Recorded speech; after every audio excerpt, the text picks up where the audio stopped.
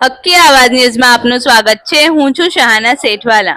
દક્ષિણ પ્રયાગ તીર્થ ક્ષેત્ર ચાંદોદ ખાતે પૌરાણિક પરંપરાથી ઉજવાતા 10 દિવસની ગંગા દશેરા મહોત્સવનો મંગળવારથી ભક્તિભાવપૂર્વક પ્રારંભ થયો। પર્વના પ્રથમ દિવસે પૂજન અર્ચન સહિત પ્રસિદ્ધ મલ્હારરાવ ઘાટ કિનારે યોજાતી દિવ્ય આરતીમાં ધભોઈના ધારાસભ્ય શૈલેષ મહેતા સહિતના મહાનુભાવો અને સંતો મહંતો જોડાયા હતા। રિપોર્ટ રફીક મંસૂરી।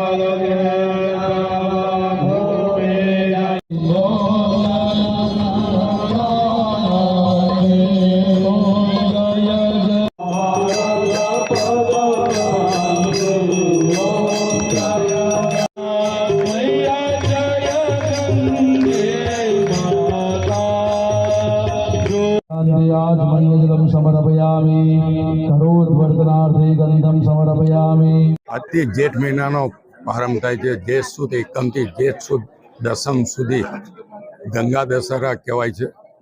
આ 10 દિવસ ગંગાજી નર્મદામાં સ્નાન કરવા આવે છે, નર્મદાના દર્શને આવે છે।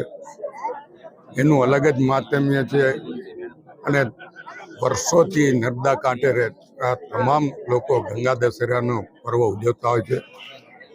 ચાંદોદ મલ્હારરાવ ઘાટ ખાતે ભવ્ય આયોજન કરવામાં આવે છે ને આજે આપણે જોયું છે કે અહીંયા માં નર્મદાને પૂજન થયું, અભિષેક થયો, માં નર્મદાની આરતી પણ કરવામાં આવી, માં ગંગાની પણ આરતી કરવામાં આવી અને અહીંયા